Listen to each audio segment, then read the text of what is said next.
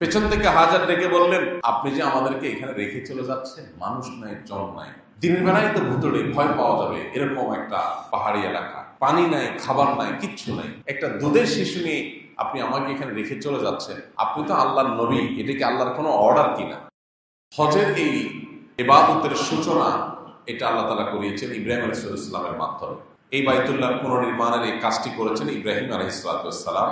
যখন মক্কাতে কোনো মানুষের বসতি ছিল না, সহিহ বুখারীর একটা দীর্ঘ হাদিস আছে, আপনারা অনেকে শুনেছেন। কোনো মানুষের বসতি যখন মক্কাতে ছিল না, আল্লাহর নির্দেশ ছিল ইব্রাহিম আলাইহিস সালামের প্রতি নিজের স্ত্রী হাজারকে এবং ছেলে ইসমাইলকে জনমানব শূন্য মক্কার এই উপত্যকায় রেখে আসা। তিনি সেখানে রেখে আসলেন। সেই বর্ণনা আল্লাহ তাআলা কোরআনেও দিয়েছেন, বিভিন্ন হাদিসে বিস্তারিত রয়েছে, আমরা সবাই কম বেশি জানি। নবী করিম সাল্লাল্লাহু আলাইহি ওয়াসাল্লাম এর শেষ হাদিসের আলোকে জানি যে সেখানে তিনি যখন রেখে আসছেন তার পরিবারকে, একটা পর্যায়ে সেখানে অন্যান্য পথিকরা, বিভিন্ন ব্যবসায়ীরা, বণিকেরা তাদের দল যখন যাচ্ছিল, এখানে মানুষের বসবাস, পানির ব্যবস্থাপনা, এগুলো দেখে তারা অনেকে সেখানে বসবাস শুরু করলো। একটা পর্যায়ে আল্লাহ তাআলা ইব্রাহিম আলাইহিস সালামকে নির্দেশ করলেন ছেলে ইসমাইল যখন বড় হয়েছে তার মাধ্যমে বাইতুল্লাহ এটা আবাদ করার জন্য। এই বাইতুল্লাহর পুনর্নির্মাণ তিনি করেছেন আল্লাহর আদেশে, আল্লাহর নির্দেশে। বাইতুল্লাহর পুনর্নির্মাণ শেষ করার পর আল্লাহ তাআলা তাকে নির্দেশ করেছেন, ওয়াআযযিন ফিন নাস বিল হজ্জ, ওয়াআযযিন ফিন নাস বিল হজ্জ ইয়াতুকা রিজালান ওয়া আলা কুল্লি দামিরিন ইয়াতিনা মিন কুল্লি ফাজ্জিন আমিক। অর্থাৎ হে ইব্রাহিম, আপনি মানুষের মাঝে হজের ঘোষণা দেন, বিশ্ববাসীকে হজের প্রতি আহ্বান করেন, হজের আজান দেন, আযিন মানে আজান দেন, হজের আহ্বান করেন, ঘোষণা দেন বিশ্ববাসীকে। আপনার এই ঘোষণার পর তারা বিভিন্ন প্রান্ত থেকে, সারা পৃথিবীর বিভিন্ন প্রান্ত থেকে আসবে, রিজালান, কেউ পায়ে হেঁটে, আবার কেউ বিভিন্ন বাহনে, দূর দূরান্ত থেকে তারা আসবে। এই ঘোষণা যখন আল্লাহ তাআলা ইব্রাহিম আলাইহিস সালামকে দেওয়ার নির্দেশ দিয়েছেন, সেই ঘটনা ছিল ৪৫০০ বছর আগে। ইব্রাহিম আলাইহিস সালাম যখন কাবা নির্মাণ করেছেন তখন সেই সংবাদ দিয়েছেন কোরআনের মাধ্যমে, আমাদেরকে, আমাদের নবী সাল্লাল্লাহু আলাইহি ওয়াসাল্লামের মাধ্যমে আমাদেরকে জানিয়েছেন। কিন্তু ঘোষণার নির্দেশটা দেওয়া হয়েছিল ইব্রাহিম আলাইহিস সালামের সময়, অর্থাৎ আজ থেকে প্রায় ৪৫০০ বছর আগে। অবাক করা বিষয় হলো, জনমানব শূন্য মক্কায়, যেখানে সামান্য কিছু লোকালয় তখন গড়ে উঠেছে, তাও ইব্রাহিম আলাইহিস সালামের মাধ্যমে, সেখানে আল্লাহ বলছেন ঘোষণা দেন, দূর দূরান্ত থেকে মানুষ আসবে। তার ঘোষণা দূর দূরান্ত পর্যন্ত যাবে কিভাবে? কয়েক হাজার বছর আগের বিশ্ব বাস্তবতায় এটার কোনো স্কোপ বা সুযোগ ছিল না। এখন যদি বলা হয় যে কোথাও ডিক্লেয়ার করা হোক, তাহলে সেই ডিক্লারেশন শুনে, সেই ঘোষণা শুনে, কোথাও অ্যানাউন্সমেন্ট করা হলে সেটা শুনে মানুষ দূর দূরান্ত থেকে আসবে। এটা তো এখন বোঝা যায়, সোশ্যাল মিডিয়ার যুগে, মিডিয়ার যুগে এটা তো সহজ। কিন্তু আজ থেকে ৪-৫ হাজার বছর আগের বিশ্ব বাস্তবতায় আল্লাহ বলছেন আপনি ঘোষণা দেন, মানুষ দূরান্ত থেকে আসবে। আল্লাহর এই নির্দেশটা বুঝে আসার কথা না, এটা খোলা চোখে তাকালে লজিক্যাল হওয়ার কথা না। আমাদের কাছে ইসলামের অনেক বিধিবিধান এখন আছে। 2024-এর এই পৃথিবীতে, এই বাস্তবতায় আল্লাহর অনেক আদেশ নিষেধ আছে যেগুলো আমাদের বুঝে আসে না। আমাদের কাছে মনে হয় বাহ্যিকভাবে ইললজিক্যাল, অযৌক্তিক। আমরা তখন আমাদের ক্ষুদ্র বিবেক যুক্তি দিয়ে আল্লাহর আদেশ নিষেধের যথার্থতাকে পরিমাপ করার ব্যর্থ চেষ্টা করি। আপনি যদি হজের এই নির্দেশনার দিকে খেয়াল করেন, দেখবেন ইব্রাহিম আলাইহিস সালামকে যখন আল্লাহ নির্দেশ করেছেন আপনি ঘোষণা দেন, মানুষ আসবে দূর দূরান্ত থেকে, ইব্রাহিম আলাইহিস সালাম তো আল্লাহকে এই প্রশ্ন করেন নাই, আল্লাহ কি লাভ হবে এই উপত্যকায় ঘোষণা দিয়ে? আমার আওয়াজ তো পাহাড়ের এই পাশ থেকে ওই পাশেও যাবে না, মাইকে তখন নাই, নেট নাই, সোশ্যাল মিডিয়া নেই, কিচ্ছু নাই, তো আমি ঘোষণা দিলে দূর দূরান্ত থেকে মানুষ আসবে কিভাবে? মানুষের কাছে তো আহ্বান পৌঁছার কথা না। কিন্তু সে আহ্বান এখন ইব্রাহিম আলাইহিস সালামের ডাক, তার সে আহ্বান, হজ করার প্রতি ডাক, তার সেই আজান, সেটা পৃথিবীর প্রত্যেকটা প্রান্তে প্রান্তরে পৌঁছে গেছে না যায় না? গিয়েছে। আল্লাহ বলেছেন আপনি দেন, ঘোষণা জায়গা জায়গা পৌঁছবে, মানুষও দলে দলে আসবে। আল্লাহর কথার বাস্তবায়ন হয়েছে, কিন্তু সেটা বহু পরে, মানে বুঝে আসছে বহু পরে। তখন যে তারা বুঝে আসে নাই, তিনি কিন্তু আল্লাহকে পাল্টা প্রশ্ন করেন নাই, বা নিজের মধ্যে সন্দেহ তার জাগে নাই যে আল্লাহ যে নির্দেশ দিলেন এটা তো বাহ্যিক লজিক্যাল না মনে হচ্ছে। এখন আমাদের তরুণদের অনেকের কাছে ইসলামের অনেক বিধিবিধান এইটা আমাদের কাছে অযৌক্তিক মনে হয়। আমরা আমাদের বিবেক বিবেচনা দিয়ে বোঝার চেষ্টা করি, না এটা তো খাটে না। আধুনিক এই পৃথিবীতে তথ্য প্রযুক্তি, জ্ঞান বিজ্ঞানের গবেষণার উন্নতির এই পৃথিবীতে ইসলামের এই যে কথা, এটা তো মিলে না। তখন অনেকে নিজের অজান্তে ভিতরে বেঈমান হয়ে যান, বা সন্দেহের দানা তার ভিতরে তৈরি হয়, নাস্তিক্যবাদের বীজ তার মধ্যে বপন হতে থাকে। তিনি জানেন না যে তার বিবেক বিবেচনার ঊর্ধ্বে আল্লাহর বিধিবিধান বুঝে এখন না আসুক, 200 বছর পরে, 2000 বছর পরে আসবে, অথবা কখনো না আসুক, আল্লাহ যা বলেছেন সেটা লজিক্যাল, সেটা যৌক্তিক, সেটা বাস্তব, তার উপরে আর কিছু হতে পারে না, সেটা আমার বুঝে আসুক অথবা না আসুক। ইব্রাহিম আলাইহিস সালাম সম্পর্কে আল্লাহ বলেছে, ওয়াইদিন তালা ইব্রাহিম রাব্বুহু বিকালিমাতিন ফাতাম্মাহুন। ইব্রাহিম আলাইহিস সালামকে আল্লাহ তাআলা কয়েকটা পরীক্ষা নিয়েছেন, সবগুলো পরীক্ষায় তিনি উত্তীর্ণ হয়েছেন। এই যে নিজের ছেলেকে কোরবানি করার নির্দেশ করেছেন, সে পরীক্ষা উত্তীর্ণ হয়েছেন, ছেলে কিন্তু কোরবানি হয় নাই, কিন্তু তিনি জিতে গেছেন, তিনি পরীক্ষায় উত্তীর্ণ হয়ে গেছেন। এই যে হজের ঘোষণা আল্লাহ তাআলা দিতে বলেছেন, তিনি কিন্তু ঘোষণা দিয়েছেন, এবং সেই ঘোষণায় মানুষ এখনো আসছে। হাজার হাজার বছর পার হয়ে গেছে, সে আশা এখনো থামে নাই, কিয়ামত পর্যন্ত আসতে থাকবে। পৃথিবীর সবচাইতে নীরব জায়গা ছিল মক্কা, কোনো মানুষের বসবাস সেখানে ছিল না, পিনপতন নীরব ছিল। ইব্রাহিম আলাইহিস সালাম তার স্ত্রী হাজারকে, ছেলে ইসমাইলকে সেখানে রেখে গেছেন। যখন তাদেরকে সেখানে রেখে যান, হাদিস আমরা সবাই জানি, হাজার আলাইহিস সালাতু ওয়াস সালাম দেখলেন স্বামী তাদেরকে ঘোড়া বা ওটের পিঠ থেকে নামিয়ে পাহাড়ের উপর রেখে চলে যাচ্ছে। পেছন থেকে হাজার ডেকে বললেন, আপনি যে আমাদেরকে এখানে রেখে চলে যাচ্ছেন, মানুষ নাই, জন নাই, দিনের বেলায় তো ভুতুড়ে ভয় পাওয়া যাবে এরকম একটা পাহাড়ি এলাকা, পানি নাই, খাবার নাই, কিচ্ছু নাই, একটা দুধের শিশু নিয়ে আপনি আমাকে এখানে রেখে চলে যাচ্ছেন, আপনি তো আল্লাহর নবী, এটা কি আল্লাহর কোনো অর্ডার কিনা জানতে চেয়েছেন মা হাজার। ইব্রাহিম আলাইহিস সালাম পেছনে ফিরে তাকান নাই। তাকাইলে বাচ্চার মুখের দিকে তাকাইলে, স্ত্রীর মুখের দিকে তাকাইলে মায়া লেগে যাবে, আল্লাহর নির্দেশ বাস্তবায়ন করতে পারবেন না, পরীক্ষা ফেল হয়ে যাবে। যেদিকে আসেন ওদিকে তাকিয়েই শুধু মাথা নাড়ালেন, হ্যাঁ আল্লাহর নির্দেশ। তখন হাজরা ইসলাম নিশ্চিন্ত হয়ে গেছেন, আল্লাহর নির্দেশ হলে আর টেনশন নাই, আপনি যান। চলে গেছেন তিনি। সেই যে একজন মা, একটা দুধের শিশু, জনমানব শূন্য একটা জায়গায় তারা বসবাস করেছে, তাদের থেকে পানি নাই, বাচ্চার পিপাসা, পাগল হয়ে যাচ্ছে চিৎকারে, মায়ের দুধ শুকিয়ে আসছে, পানি নাই, খাবার ছাড়া থাকা যায়, পানি ছাড়া তো থাকা যায় না। ছুটোছুটি করলেন সাফা পাহাড় থেকে মারওয়া। এই সাফা পাহাড়কে আল্লাহ বলেছেন, ইন্না সাফা ওয়াল মারওয়াতা মিন শাআইরিল্লাহ। এই সাফা এবং এই মারওয়া এগুলো সাধারণ কোনো পাহাড় নয়, এগুলো আল্লাহর কুদরতের নিদর্শন। এই সাফা পাহাড় পৃথিবীর ইতিহাসের বহু ঘটনার সাক্ষী। এই সাফা পাহাড় এখানে রেখে গেছেন ইব্রাহিম ইসলাম তার স্ত্রী হাজার ও ইসমাইলকে। তখন সাফা পাহাড় থেকে দৌড় দিয়ে তিনি বাচ্চাকে রেখে মারওয়া পাহাড়ে চলে গেছেন পানি তালাশ করার জন্য, কারণ এই দুইটাই উঁচু জায়গা ছিল। তখন উঁচু জায়গা থেকে দেখেন আশপাশে পানি আছে কিনা, নাই, কোথাও নাই।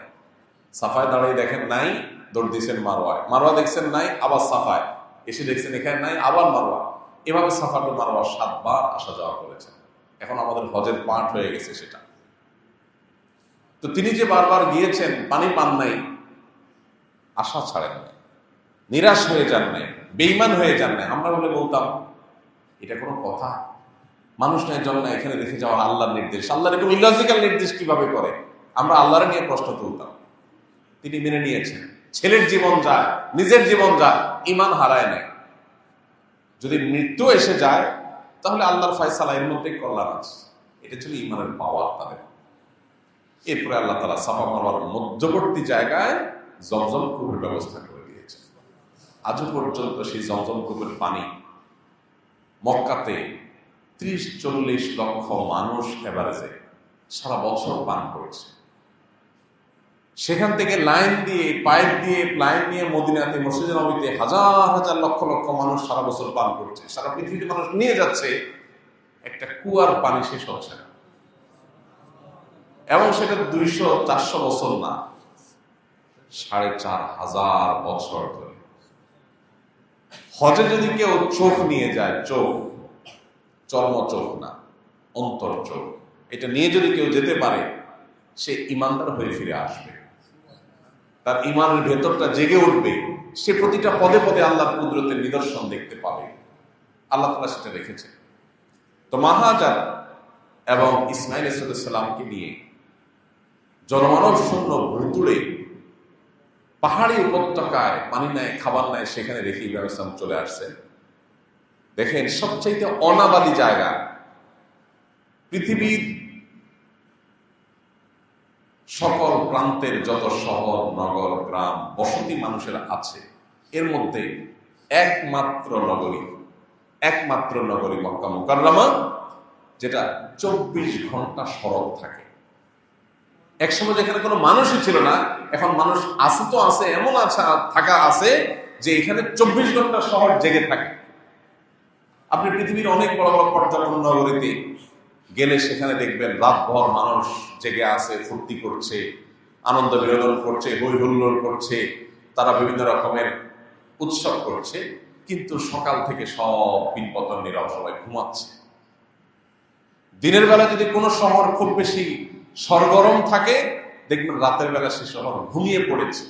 মক্কা এমন একটা শহর 24 ঘন্টা মানুষের কোলাহলে জাগ্রত থাকে।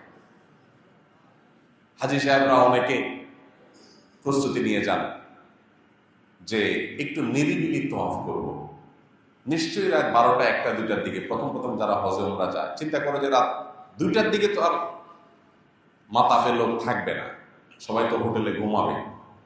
তো উনি চুপে চুপে হোটেলে বসে থাকেন, এসে নজরে খেয়ে দিয়ে একদম হাতা গোছায় বসে থাকেন যে আল্লাহর নাম নিয়ে 2টার দিকে যাব, খালি পাবো, একদম ডাইরেক্ট পাথর চুমা দিয়ে দেব।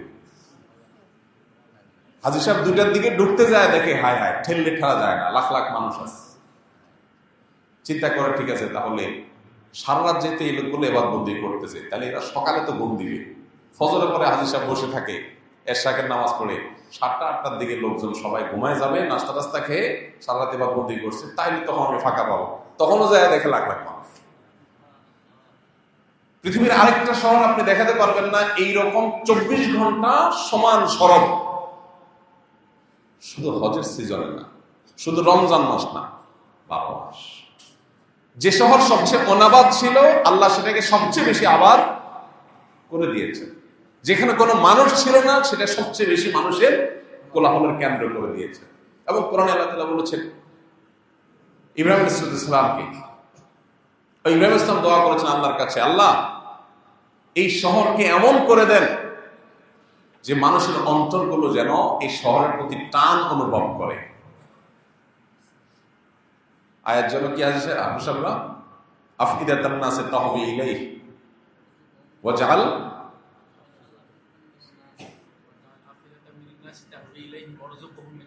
শুরুর অংশ, তার আগের অংশ, আফইদাতান নাসি তাহবি ইলাইহি, এটা তো পরের অংশ, আগের অংশ। আফসাবরা পরেরটা সবাই পারে, আগেরটা পারে না। হ্যাঁ, এটা রব্বানা ইন্নী আসকানতু মিন যুররিয়্যাতি বিওয়াদিন গায়রি জি যারইন ইনদা বাইতিকাল মুহাররাম। আল্লাহু আকবার। ইব্রাহিম ইসলাম বলছেন, আল্লাহ আমি আমার পরিবারকে, আমার স্ত্রী এবং দুধের শিশুকে এমন এক উপত্যকায় আপনার নির্দেশে রেখে গেলাম, গায়রি জি যারইন, এখানে কোনো ফসল নাই, কোনো খাবার নাই, ইনদা বাইতিকাল মুহাররাম, আপনার বাইতুল্লাহ এখানে আছে, তাও আবাদ নাই, মানুষজন নাই। নূহ আলাইহিস সালামের প্লাবনের পরে তার উপরে মাটির লেয়ার পড়ে এটা ঢেকে পড়ে গেছে, ডুবে গেছে, মাটির নিচে চলে গেছে, এখানে কেউ নাই, এই জায়গা আমি রেখে গেলাম। রব্বানা ওয়াজআল রব্বানা লিয়াকিমুস সালাহ, আল্লাহ আমি রেখে গেলাম এদেরকে যাতে এরা নামাজ কায়েম করে পৃথিবীতে। এমন কায়েম করা করছেন যে সেই যে নামাজ কায়েম শুরু হয়েছে গোটা পৃথিবীতে আজ নামাজ কায়েম করছে ইসমাইল আলাইহিসসালামের দ্বারায় এবং তার বংশধর মুহাম্মদ সাল্লাল্লাহু আলাইহি ওয়াসাল্লামের দ্বারায় নামাজ কায়েম করেছে। রব্বানা ওয়াজআল লিয়াকিমুস সালাহ ওয়াজআল আফইদাতান নাস তাহওয়ি ইলাইহি। আর এই যে শহর যেখানে রেখে গেলাম সেটা তো শহর না, উপত্যকা, কোনো মানুষ নাই, কোনো ফসল এখানে হয় না। আল্লাহ এখানে আপনি মানুষের অন্তরগুলোকে শহরের প্রতি টান আকর্ষণ সৃষ্টি করে দেন। সৃষ্টি হয়েছে না হয় নাই? কিভাবে হয়েছে? 10 বার 15 বার 20 বার কেউ যদি যায় উমরা করে হজ করে, একটা লোক দেখাতে পারবেন না যে বলছে না আল্লাহ কেন, পাবেন না। 6 মাস 1 বছর গেলে অস্থিরতা শুরু হয়ে যায়, টাকা নাই পয়সা নাই, ব্যাকুল হয়ে যায়, আবার একটু যায়। পৃথিবীর অনেক দামি দামি জায়গা আছে যেগুলোতে আমরা যাই। আমার অনেক যাওয়ার সুযোগ হয়েছে, তাজমহল যাওয়ার সুযোগ হয়েছে, ইতালির রোমের কলোসিয়াম যাওয়ার সুযোগ হয়েছে, তারপরে চেক প্রজাতন্ত্রের প্রাগ শহরে অনেক প্রাচীন বার্লিন ওয়াল, অনেক জায়গা যাওয়ার সুযোগ হয়েছে। আমাকে যদি কেউ বলে চলেন ওই জায়গাটা আবার একটু দেখি, আমার চুল পরিমাণ আগ্রহ অনুভব হবে না। দেখছি একবার, দেখছি, ভিডিও করছি, সব তো ডান অলরেডি, কেন যাবো আবার? যদি কোনো কারণে কারোর সাথে আবার যাইও, ঠিক আছে, 3 নম্বর বার অন্তত যাওয়ার কোনো আগ্রহ থাকবে না। কিন্তু মক্কা এমন একটা জায়গা বারবার মানুষ যায় কিন্তু তার আগ্রহ কমে না। ওই যে ইব্রাহিম দোয়া করছেন, আল্লাহ এটাকে উপত্যকা এমন করে দেন যে মানুষ অন্তর এটার দিকে সবসময় আকর্ষণ অনুভব করে। এরপরের অংশটা আরো ইন্টারেস্টিং। এরপরে কি? ওয়ারযুক আহলাহু মিনাস সামারাত। আল্লাহ ফল ফসল দিয়ে, এখানে কোনো ফল ফসল হয় না, কোনো গাছ, কিচ্ছু, কোনো খাদ্য নেই, ফল ফসল দিয়ে এদেরকে আপনি এখানে যারা বসবাস করেন তাদেরকে আপনি পরিপূর্ণ করে দেন, তারা যেন রিজিক পায়। যারা তায়েফ গেছেন, মক্কার সাথেই লাগা, তারা জানেন সুবহানাল্লাহ, আশপাশের সব শহর, তায়েফের যে বর্ডার, সেগুলো থেকে আপনি তায়েফে ঢুকবেন, মনে হচ্ছে যে অদৃশ্য এক দেয়াল আছে। তায়েফের পরিবেশ, আবহাওয়া বসন্তের মতো, পাশে গরম, ভয়ঙ্কর গরম, কিন্তু তায়েফে ঢুকে গেছেন পরিপূর্ণ শীতল পরিবেশ। এমন কোন ফল ফসল নাই যেটা সেখানে হয় না, আশপাশে কোথাও হয় না, কিন্তু ওখানে সব এখনো হয়। আপনি সামনে গেলে দেখেন ফল আর ফল কিনে নিয়ে আসেন। দোয়া করে গেছেন 4,500 আগে ইব্রাহিম আলাইহিস সালাম। কোরআন সে আয়াত আছে। এই জন্য ভাই, কোরআনের প্রত্যেকটা আয়াতের কুদরতের সাক্ষী যদি আপনি হতে চান, আপনাকে হজ করতে হবে। আল্লাহ আমাদের সেভাবে অন্তর্চক্ষু নিয়ে হজ সম্পাদন করার তৌফিক। কোরআনের প্রত্যেকটা আয়াতের কুদরতের সাক্ষী যদি আপনি হতে চান, আপনাকে হজ করতে হবে। আল্লাহ আমাদের সেভাবে অন্তর্চক্ষু নিয়ে হজ সম্পাদন করার তৌফিক দান করুন। যথাযথভাবে হজ করে আমাদেরকে ফিরে আসার তৌফিক দান করুন। যারা হজ করতে পারি নাই, এখন থেকে প্রতিজ্ঞা করব, দোয়া করব। এটাকে তো আমরা আজকাল অন্য 10টা ট্রাভেলের মতো, পর্যটনের মতো আমরা বানিয়ে ফেলেছি, সেলফি তোলা, ভিডিও তোলা, ইত্যাদি ইত্যাদি। এর ভিতরে যে আধ্যাত্মিক রুহানি দিক আছে, ঈমান বৃদ্ধি করার উপাদান আছে, সেটা আমরা অনেকে জানি না। আল্লাহ আমাদেরকে বোঝার তৌফিক দান করুন, আমল করার তৌফিক দান করুন। আস-সুন্নাহ ফাউন্ডেশন, উম্মার স্বার্থে সুন্নাহর সাথে।